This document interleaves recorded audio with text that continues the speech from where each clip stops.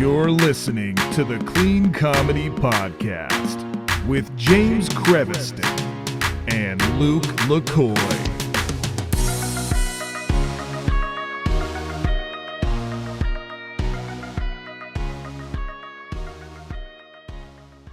Hey, everybody. Welcome to the Clean Comedy Podcast. I'm JamesDCreviston. I'm here with my co-host, Mr. LukeLacoy. LaCoy. Don't do that to me. Everybody wants to change their name today. And today we have a repeat offender coming back to the podcast. But this guy, I would say this person is probably the most intelligent comedian that I've ever met. Like, he's like on another level. Like, you're like, oh, I want to know how comedy works. And they're like, all right, you need a setup and a punchline. And this guy's like, you need to set up on a punchline, but here's why. Here's the science behind it. Here's how it all works. And here's why you're dumb. And I'm like, oh, cool. All right, I get it now. Like, that makes you feel better. But he doesn't do it. He doesn't do it to be mean. He does it to make you better. He's like a mad scientist, professor of comedy. So please welcome the very funny, the very smart, the very interesting Jared Volle. Jared? Thanks. I feel like I have to contradict you now, just like Luke did. Like, I is the teacher, and then we're like listening. Like, James has no idea what he's doing. Like, they already think that. They already think that I have no idea what I'm doing.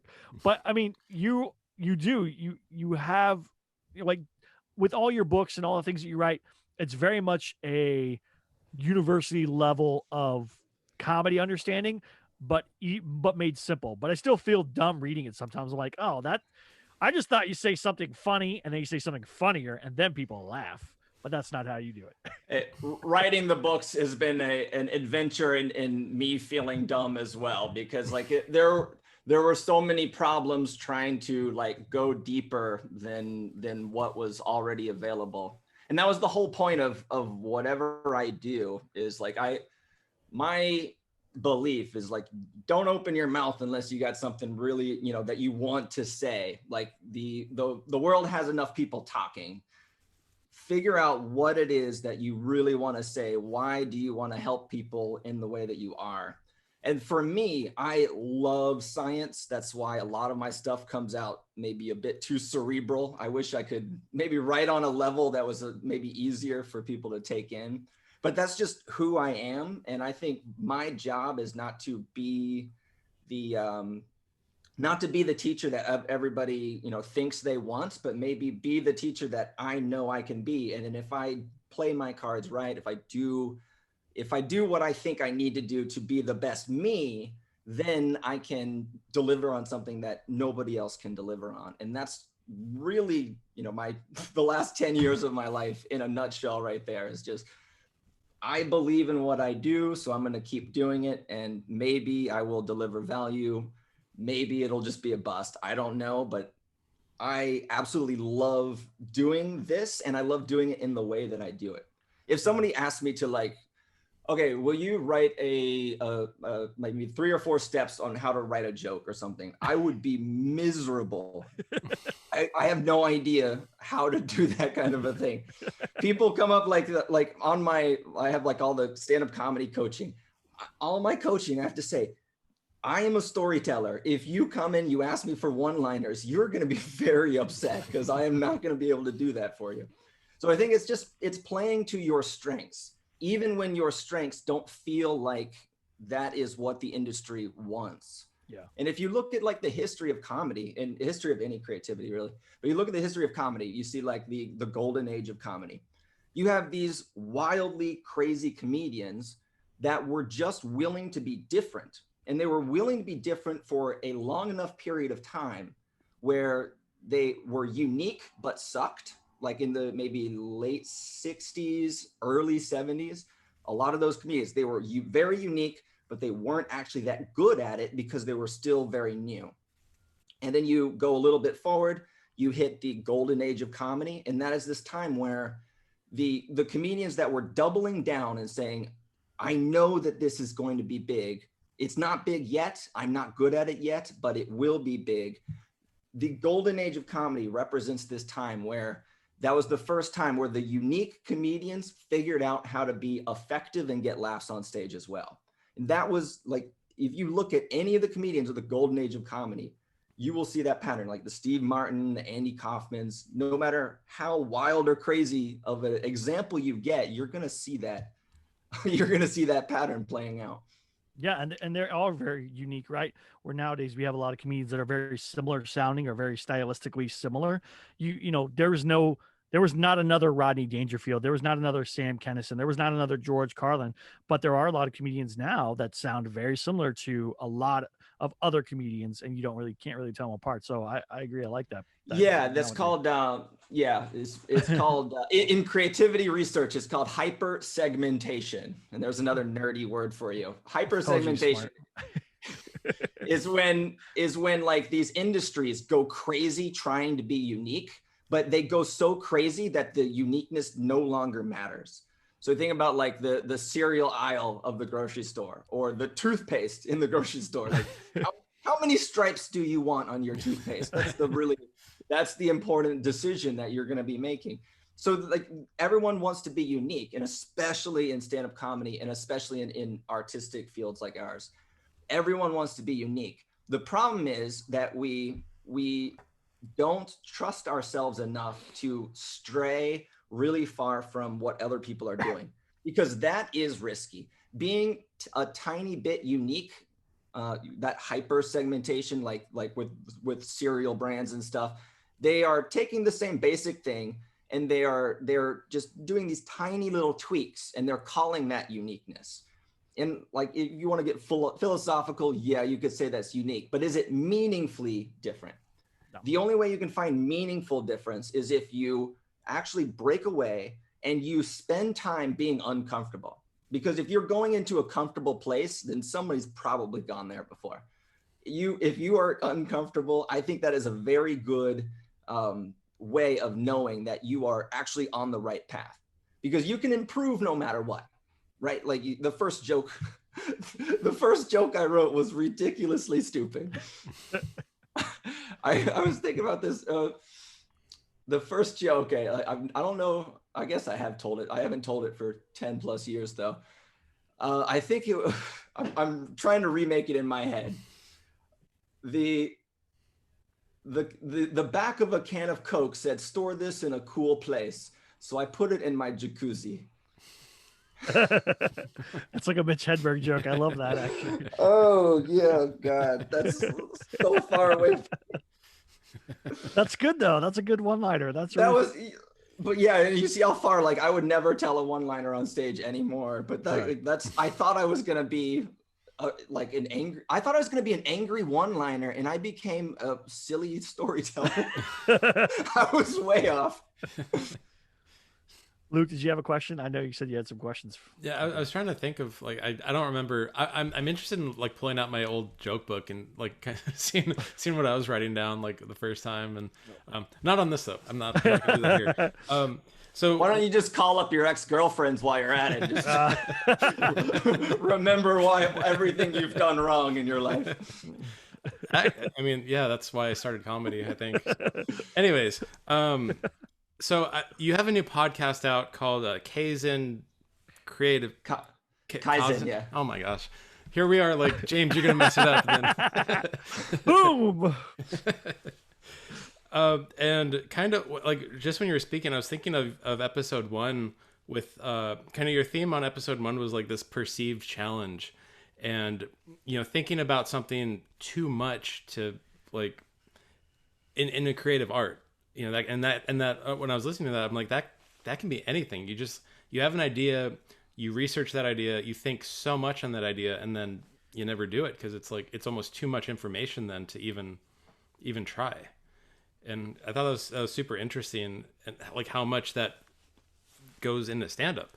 That goes into everything. No, you're right. That goes in, totally goes in everything. Like, I am one of those people that likes to research stuff beforehand. So I probably have like 60 books on stand-up comedy before I ever started doing stand-up comedy or ever wrote a joke. I was researching the heck out of it, but almost to a point that I was paralyzed to do it, right? Where I was like, oh, these people are so good. All these other people, and I watched so much stand-up, like, I'll never be that good. So I don't even think I should try. That's a scary thought process. Yeah. The first 2 episodes, I think episode 2 is about how you set up like immediate goals and you get motivated towards taking action on a creative product. But yeah, so for episode 1, it was really important for me to kind of set the theme of the podcast. Obviously, there's the Kaizen part of it. Kaizen is a Japanese word. It means continual improvement. So what Kaizen is all about is Kaizen Creativity. It's all about coming through every Monday, Wednesday, Friday. We give you a very short tip on something that can help you with your creativity. And we try to keep everything really, really simple. And then maybe clear up some of that, like in your head when you're creating, there's so many ideas flying around and it's just chaotic at times. And so what I'm hoping is that this podcast can be one of those resources that like, it'll just be able to die down that chaos a little bit. But with the first episode, so it's called Creative Naivete. And actually Steve Martin talked about creative naivete. I think this is what actually got me into studying what this was all about. And then from there, I just expanded on it.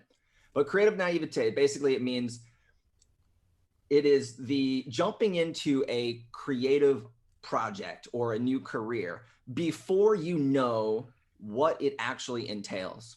So for the podcast, I wanted to talk about creative naivete because I literally don't know where the podcast is going. I don't know what people are going to like. I don't know how to monetize it. There's no intro music. There's no outro. Like there are way more questions than answers. And like the first time I was ready to record, I'm like, okay, I spent like 2 hours writing a script for like a 5-minute podcast. And I'm like, okay, finally it's 2 hours, but I got it done. And then I open up GarageBand and then I'm just like looking at it. I'm like, oh, that's a lot of buttons. And like, this is not even good. And then like that took 2 hours to figure out what was going on.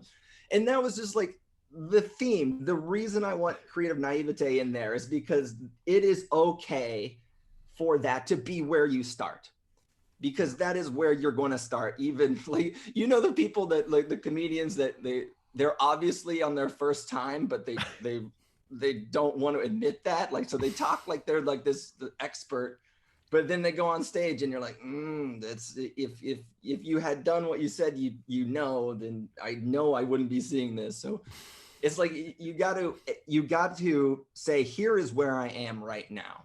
That is okay. Right now, as a beginner, I'm stupid. That's fine. If you are smarter at the end of your project than you were at the beginning, what did you do? Right? Like, how did you go down? Obviously, there's nowhere to go but up. And so instead of saying like, I need to rush to the finish line, right? I need to, like with the podcast, 3 days a week is a pretty tall order, I think. Yeah. And I'm still learning how to do that. Actually, I talked myself down. I wanted to do it daily. I talked myself down. I was like, okay, you don't know what you're doing. You can barely do this right now. Anyway, but it's called outcome dependence. It's where you focus so much on the outcome that you miss everything that's going on right now. So for like the podcast, I intentionally slowed myself down. I slowed my writing down to an uncomfortable pace because I don't want to miss the lessons that are inside of being new, right? There's so much that if I need to make sure, let's say there's 3 podcast episodes that need to come out this week. If I rush through, then I can free up some time for YouTube. Okay, great. Right? Or I can actually take my time. I can admit that I'm a beginner and I can learn every lesson there is for where I'm at. And what's great about that is true no matter where you are. Like if you're a beginner, you're aspiring, you're still reading those books, learn from where you are. But then once you're an expert, you're still doing that exact same thing. Yeah. You're not trying to like, well, I'm an expert, but I'm not famous. So all I care about is the fame. So I'm going to keep doing the same thing. But you're not learning the lesson that it's inside of where you are right now, right? That lesson's going to change throughout your entire career. And you need to be present. You need to be mindful and you need to say, this is where I'm at. Sure, I'd rather be over there. That place looks better. But since I'm here, I'm going to love being here and I'm going to learn every single thing I can about being the best me here. Yeah. And there's too many comedians that want to jump that, right? They go from open micer to maybe they MC to now they feel like they should be on the road opening for somebody. And you're like, no, like you barely have 5 minutes. You barely have 10 minutes. You don't have anything. Like you gotta get more time on stage. But they think like, oh, I've been in town and I've done a bajillion open mics. I've now been the MC for a year. So now I should be on the road opening for, Cedric the Entertainer or Joe Rogan or whatever. It's like, no, that's not how it works, man. Like it takes time to get there. Even the guys who do open for them, I've been doing it for years, and it takes time. And now with COVID, I don't know how it's affected what you do over there, but because Jared's not in America. If you guys are curious. If anyone's curious. I'm an introvert. This has been amazing.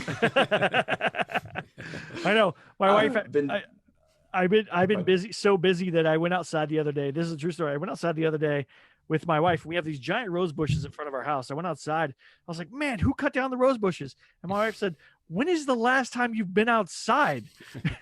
She's like, it's been cut down for over a week. And I was like, oh my gosh. First of all, I didn't hear the gardener come and do it, right? I haven't been outside to see it. I haven't even looked out the window to notice it. Like, this is insane. Yeah, it's been a weird thing. Mm-hmm. Yeah. So for those that don't know, yeah, my wife is Taiwanese. So I'm living in Taiwan right now. So I'm sure you guys are super jealous because we nailed this thing. We nailed COVID so well. It's been, I'm like, oh, thank God I got like so lucky with where I was when COVID hit. Mm-hmm. So, anyway, but yeah, that's the very short story behind that. So the goal of the podcast is to help people through their creative journey, and then you're kind of documenting your own creative journey in the podcasting world because you're kind of starting it yourself. So it's kind of like you're teaching something that while you're learning something that you're doing. Right? Is that a good right? Like is that the dumb way to put it? I'm still bouncing back and forth between different levels. Where on one level, like I know as I'm going to be quote unquote a creativity teacher. And that's important to me to actually be able to say, like, here's a strategy, go use the strategy. Like, that's a practical takeaway. But also, like, I can't deny the most important lessons that I've learned from stand-up comedy. And then you guys have interviewed me before, authenticity is like, that is the strength. My biggest weaknesses are things that I love to highlight because that is something that people can connect to. They're still funny. Like I'm not worried about it. Like I told the worst joke I've ever written. Like that's I liked it. I thought fine. It was good. I liked it.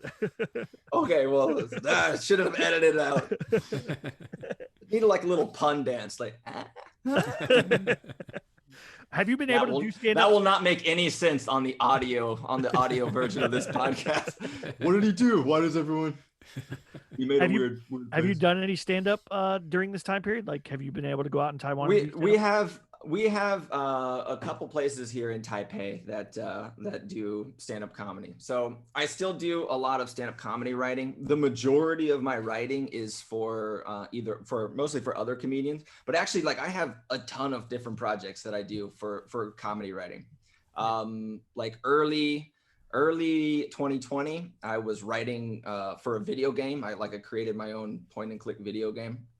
And that was after I wrote Playfully Inappropriate, I felt like the ideas from that book could be translated into anywhere. Like I still feel strongly that it does not matter what type of comedy. It doesn't matter where you are. It doesn't matter if you're like an awkward fart, all of it makes sense if you with the ideas of Playfully Inappropriate. So I was saying, okay, if this is true, then I could go into any industry that needs comedy and I could make it work. So I chose game development because I have always been interested in it. It's always been like a kind of a fascination of mine, but I didn't know anything about it. I've never written anything for video games at all. And so I created this game called Simon the Friendly Psycho, where you're like, the basic premise of it's like a puzzle game where you play this friendly psychopath guy, and your job is to infiltrate a Costco and get them to sign up for your union. And so basically, like the entire game, you're problem solving. You are an awful person, but at the same time, I make sure everything comes back and creates this like some kind of a, there's like this narrative arc to it where you end up creating something good out of your being an awful person. That's hilarious. Anyway, so there's like stuff like that. Like I do that kind of writing. I still do my own coaching, my own comedy coaching as well. So yeah, I am by no means outside of the stand-up comedy industry or the comedy writing industry, but I do feel it's important for me to expand and focus. So you taught yourself to code then too? Tiny bits of coding. Yeah, that was January. Wow. What did you code that in? I just nerd. It was called Twine, TWINE, and it's just this. It's designed for interactive stories, and so it's not really an intensive coding language. So it was easy for me to pick up and just start messing around. But that was like maybe for like a week or so. I just wrote a couple if-then statements, and I saw which ones did things, and then from there I just started combining more and more of them together. That's awesome. And then what is it on now? Like where can people play it or do it or whatever? Or do you have it out yet? I think you could probably type in, it's just Simon the Friendly. I love that. I love the name. Simon the Friendly Psycho. Deviant Art. Okay. I don't even recognize. All right. Okay. JaredVolle.itch.io has it. And that, yeah, it's like half complete game. It's definitely not. I would love to pick that back up, but I got so deep into the coding where I was like, I need graphics now, and $10,000 or whatever. And so I'm like, oh, to make this game could work, but I think I'm gonna wait for there's some guy who loves coding and loves comedy. We'll make it work. I mean, I'll find that person at some point, but I'm excited because that project's not dead. But right now, there's tons of other things I'm going to be pursuing. That's so cool. I feel you because coding is so much fun. It's like a puzzle. It's like learning puzzles and a language and being creative all at the same time. And so then you just it's so confusing. You're like, this should work. This piece should go here, but it doesn't go here, and I have no idea why. But I got to figure it out. It's a lot of fun. I think computer programmers are some of the most creative people out there. And I actually have an episode. I've already written the episode for a future Kaizen podcast. But what I love about, first off, I don't understand how the hell do you get this? Like, do you teach a computer to do anything? Once you get up to an if-then statement, I understand. But if you actually go down and watch how the actual circuits work, you're just like, how did you guys figure that out? That's incredible. But what I love about computer programmers is that you can't BS a computer. Yeah. You're wrong or you're right, and you can't just be like, squint a little bit and look at it that way, and it's all right. Don't look. Your computer will tell you, yeah, and you messed up. Get out of here with that. Luke, I interrupted you on accident. Go ahead. Oh yeah. And so like some of the projects that you've been working on, you have your courses online. I don't know if it's is it Udemy that your courses are on? There was some stuff on Udemy as well. There was like the old version of Faster and Funnier, and I launched Playfully Inappropriate as well. And then I've remade. That was like about middle of 2020. I remade Playfully Inappropriate.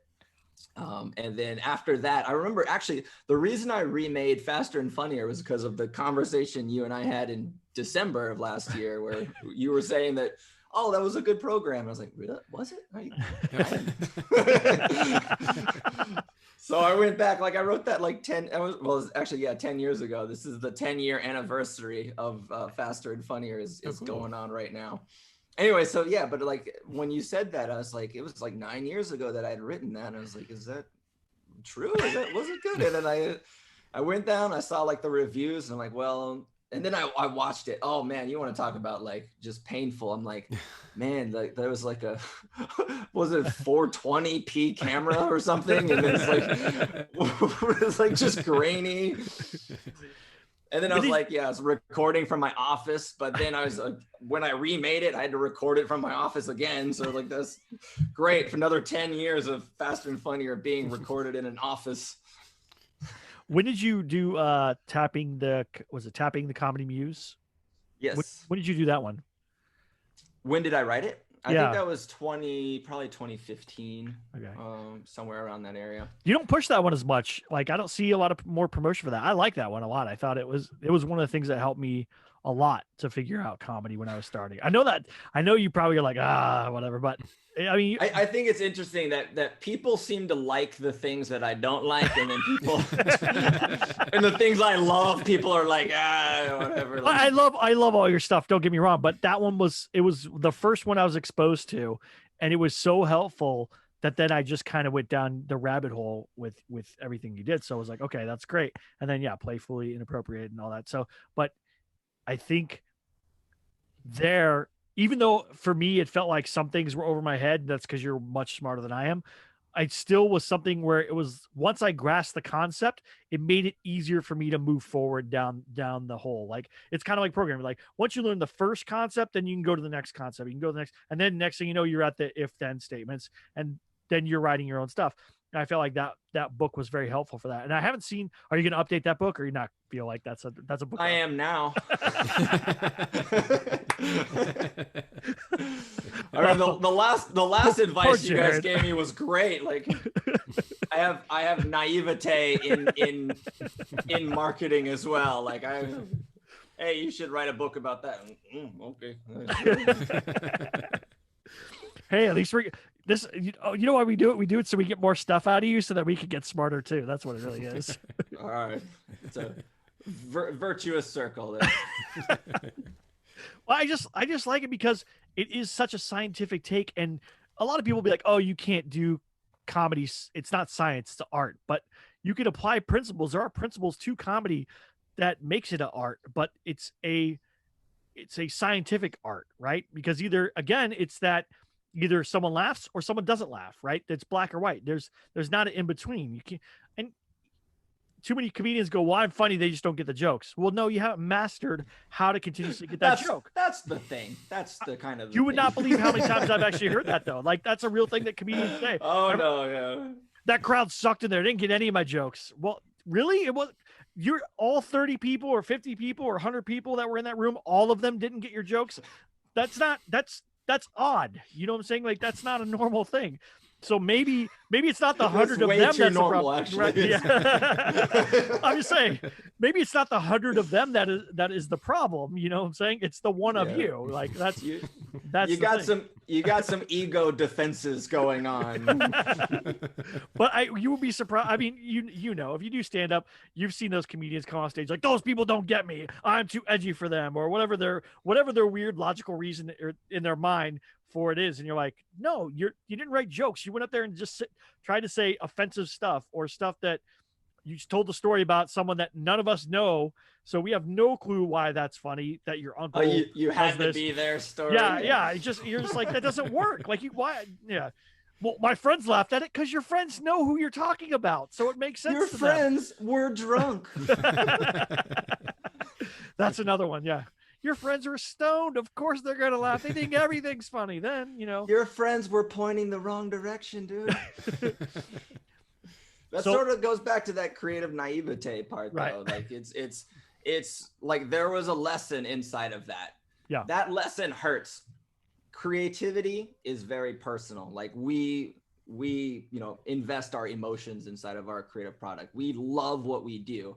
And there's this, actually, it's been researched. It is actually true that in general, the person who creates something always values it more than the outside world. Yep. Every time someone creates something, and then the scientists will study this empirically, and they will get a value from other people. And then always the person, it doesn't matter what industry, the person who created it always overestimates how important it is.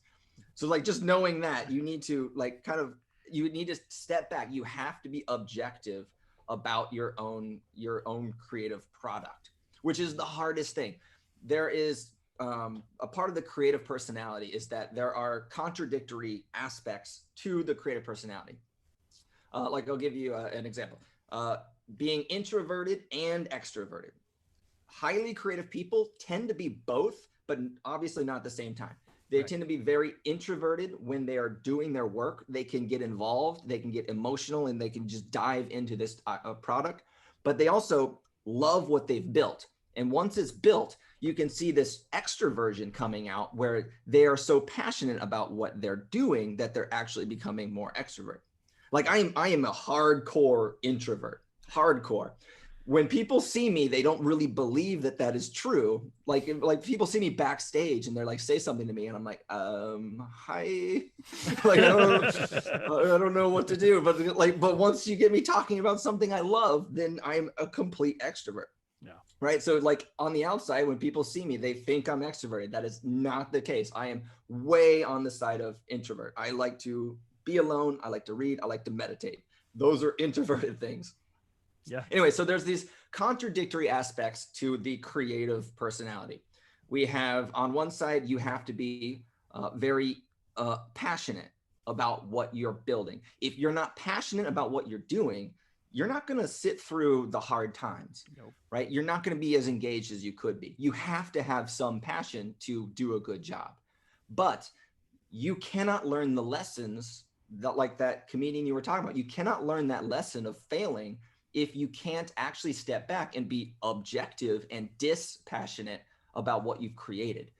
So you have to be both. To be a good creative person in any industry, you have to have the passion to engage in the process, and you have to be able to disengage from that passion and then look at it objectively to see what is actually true about what you've built. That is two very important aspects, and they're contradictory, which is why people think that like you can't teach creativity. Like, no, there's so much weird stuff going on. Yeah, because we figured it out. There's two opposite ends of the spectrum. But if you look at it and you use this umbrella term like creativity, obviously you're going to think it's magical. The same thing is true for like stand-up comedy. For comedy, people look at it and they're like, well, it looks super easy because it's so, and it's, you can't explain comedy because comedy is comedy. Meanwhile, they're like doctors who study love and they're fine with that. But like for some reason, comedy and creativity are like the two things that people will reject you right out of hand as being a teacher. And then I have like creativestandup.com, and that's pretty much a no-go for a lot of people right there. It's funny because you're right. And just so everyone knows that's listening, I wasn't like crapping on some comedian who does that. I'm just saying that's a common thing that happens. And I'm sure I'm even guilty of it myself, where I've come off stage and I was like, those guys didn't get anything I said tonight. And it's just, I wasn't being objective in what I was doing. I'm sure I've done it, and probably not every joke, but I was like, they didn't laugh. And I do know a time where I got off stage, my best joke that I always do that always gets laughed, got no laughs. I was like, what the heck? But I didn't realize it, that I didn't deliver the punchline correctly. So then no one got it because I was nervous. I think it was like my 10th or 15th time on, stage doing jokes.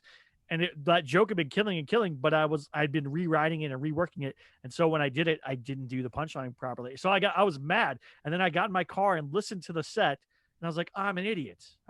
Like, I was able to be objective, but for that one moment when I got off stage, I blamed the audience, right? The thing you're not supposed to do. I was like, those guys don't even get my jokes. And I went and I listened to it. They laughed at everything but that joke. And I was like, what the heck? But I listened to the punchline. It was not the right punchline. I didn't do it right. So that's on me, right? So that's the thing, is we have to be, you're right. We have to be methodical in what we do. We have to have the passion portion of it to deliver it.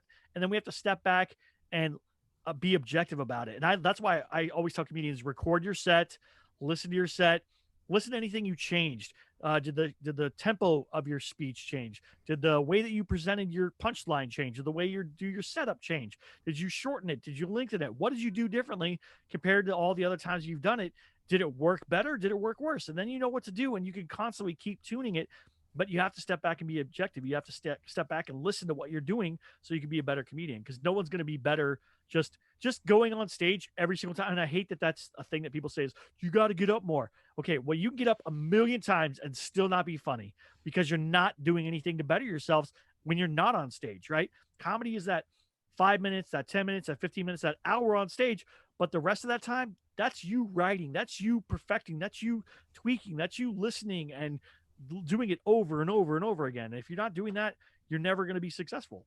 And that's in anything in life, honestly. I mean, if you make that video game just because it's out in the world, you know, someone's going to want a new level, or it's going to have a bug or whatever it is. And you got to constantly keep tweaking everything. Right? Yeah, certainly. You're like, I don't know anymore. All right, I was just thinking, like you had that, like we were talking earlier about the where you think that the audience just doesn't get you, but I was thinking that they're like, I've definitely have had that experience, but I've also had the opposite experience where you tell a joke and right when you hit the punchline, nobody gets it, and you agree with the audience. You're like, why did I think that? You're right. I have done that. You're right. You're totally right. I'm not quite sure why I thought that was funny, but then I said it right here. I've done those jokes. I used to do some open mics at this this wine bar, and I was like, oh, they're drunk, they're gonna laugh at anything. And I had been working on this joke, but I couldn't figure out how to get it to work. I was like, I'll just say it anyway, and it went from pure laughter to just pure silence. And I was like, I don't know why I thought that would work. I have no idea why I thought that would work. And I just I wouldn't choose to have that moment, but when that happens, I love it because that just it brings the show into the moment, and it's so easy to get out of that. It's so easy, especially if you have momentum. Like you bomb a joke, then you come back. You just all you have to do is just be real with the audience. Like the first thing I have is a bomb a joke, and I just whoa, and then already the audience is. And then I'll start talking about whatever thought comes into my head about what happened, I'll just voice that. And then I'll voice the next thing and I will just be there with the audience voicing, basically it's a stream of consciousness, and it gets really bizarre, but it's super fun because it goes in a place that I was not planning for. The audience obviously knows I wasn't planning for it. And so it just becomes this really fun moment. So a lot of my favorite times on stage happened after I bombed a joke, because I bombed it, and then I just started, instead of clamming up and saying I'm under attack, my ego is under attack, I'm worried, instead of clamming up, you're like, wow, that's fun, let's go, and the audience totally, they change how they interpret the bombed joke, right? The bombed joke, if I bomb a joke and then I start giving you clues that something is wrong, you know that something's wrong. If I bomb a joke and I'm like, yeah, let's play, and then I just go off, as an audience member, you're like, oh, okay, hold on. You start leaning forward. You're like, I got to see what happens. This isn't a normal thing. I really want to know what goes on. Anyway, so yeah, when you take that, even the mistakes that you make while you're on stage, those are going to be some of the best. One of the, I think I've only cried on stage a couple of times from laughter. I've never cried. I think it was the first. just my lower lip. I told you, authenticity. I've only cried on stage and talked about my family problems and. Anyway, one of probably my all-time favorite moments on stage was when I just started riffing, and I went on this long tangent about the Declaration of Independence. And after about maybe 2 minutes, the audience is laughing, and then we kind of die down, and I run out of stuff to talk about. I'm like, that's basically all the history I know. And so everything died down. And then there was a history student in the audience, and he just so we talked about the Declaration of Independence the whole time. And then he goes, that's the Constitution. And we're like, oh my God, the entire audience just erupted. And it was just a minute where you just could not, everybody in the audience, except this one guy, thought we were talking about the Declaration of Independence. He was in his seat that's not it. Oh yeah, that guy was just boiling. He's just I'm gonna go, I'm gonna order a drink. Hopefully this will blow over, and then I can deal with it. Well, Jared, where can people find you? Where can they find the? I'm not going to try to even say the name of the podcast because I'm going to butcher it. Kaizen. Yeah. Kaizen Creativity. Where can they find that, and where can they find more about you? So for stand-up comedy stuff, creativestandup.com is my website. We have Playfully Inappropriate is a book or a comedy course about comedic storytelling. And then there's Faster and Funnier, which has more of an introductory. If you're newer, Faster and Funnier is kind of combines the best of both worlds. So those are like good resources if you're a new comedian. Obviously, you like tapping your Comedy Muse, and by the time people watch or listen, that might be rewritten by then. So that's for stand-up comedy. For Kaizen Creativity, my new project that is going to be going on for a long time. You can go to my personal website, jaredvolle.com, or you can just do it the old-fashioned way and Google it. Google Kaizen, Kaizen Creativity. And you'll find the episode somewhere around there. So anywhere you're looking, if you're looking on Creative Standup or jaredvolle.com, then you'll find it somewhere. So it'll be around. But yeah, make sure you subscribe to the podcast, because every Monday, Wednesday, and Friday we're going to be doing maybe about like 5 to 6 minute long podcasts, something that you can just take in really quick. It'll give you a takeaway that you can actually use inside your creative process. And then from there, we'll just every Monday, Wednesday, and Friday, we'll just put out something else. That's awesome. Luke, where can people find you at? You can find me at LaCoy Comedy or LukeLacoy. It's on the internet. What's the TikTok one? What's your TikTok? I always wonder, where do you find you? And I'm like, my first thought is like, Google. What is 2021? What do you mean? Where do I find you? Some people don't Google well. 5 minutes from now, you can have a satellite picture of my house. You are not trying. That's so true. How's the TikTok coming, Luke? I don't know. David's is doing well. We're doing a lot on David's. Jared, I think you would do well on TikTok with Kaizen. I was thinking about that. Okay, this is just like, I thought TikTok was for like singing and dancing. Everyone thinks that. It's not true. You could teach on there. That's true. Are you dancing, Luke? I've been flagged too many times, so I'm my account's under review. No, there's a big well, I mean, stand-up is like, it's completely saturated, but there is a creative community, or like whatever it is. Like I've seen a lot of like art niches, and then cosplay niches, but creativity is, I could definitely see you there with like minute episodes of kind of, I mean, again, like it's more recording on your end, but like a minute blast of something that you're talking about in that week, throw it on the TikTok. I could see you doing well there. Okay, Throw it on I'll TikTok. look into it for sure. Yeah, that's the first. I thought I was singing and dancing and like music overlays and stuff like that, and I'm way behind on all that. You guys would be surprised at how much I don't know. I don't do any social media. I have YouTube, I have the podcast, and that is it. I don't do anything. Yeah.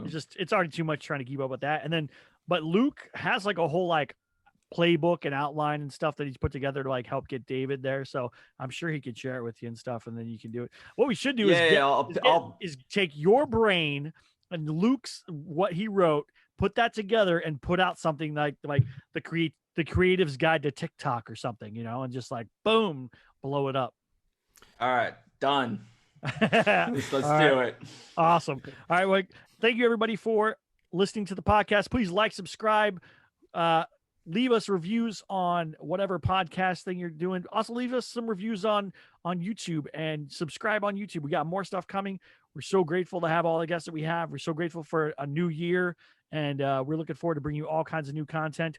Thank you, Jared. Thank you, Luke. And everybody have a great week. Bye. About to get clean up in here. So clean your mouth out with a bar of soap and get ready for the clean comedy.